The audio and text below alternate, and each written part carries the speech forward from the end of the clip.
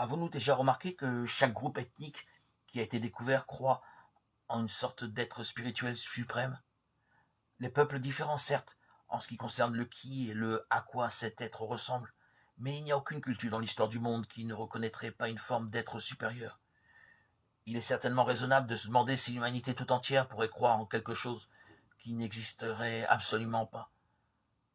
Peut-être qu'un exemple montrant que les gens ne croient tout simplement pas ce qui relève de l'invraisemblable serait le bienvenu. Les Américains redoutaient le danger réel d'une guerre atomique. À l'école, les enfants faisaient régulièrement des exercices pour savoir comment réagir lors d'une attaque nucléaire. Ils avaient tous peur d'une agression potentielle en provenance de la Russie ou peut-être de Cuba. À ma connaissance, jamais personne ne s'était entraîné à se préparer à une frappe nucléaire de la part d'Haïti sur les États-Unis. Pourquoi? Parce que ce pays ne possédait pas d'armes nucléaires. Il ne pouvait donc rien nous lancer. Il ne présentait aucun danger. La plupart des gens considèrent le possible et non l'impossible.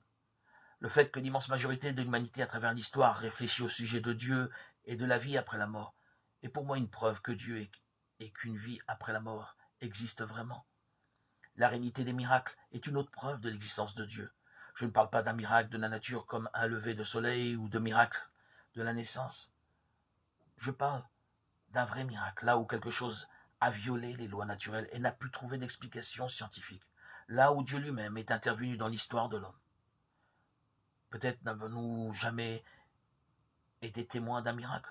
Pourtant, de nombreuses personnes sont prêtes à jurer qu'elles en ont fait l'expérience.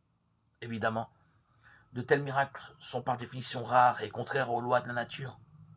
Mais Dieu aime les hommes et souhaite, pour leur bien, être impliqué dans leur vie. Si nous ouvrons notre vie à Dieu et si nous ouvrons nos yeux en regardant attentivement autour de nous, alors nous pourrions ainsi voir des miracles dans notre vie.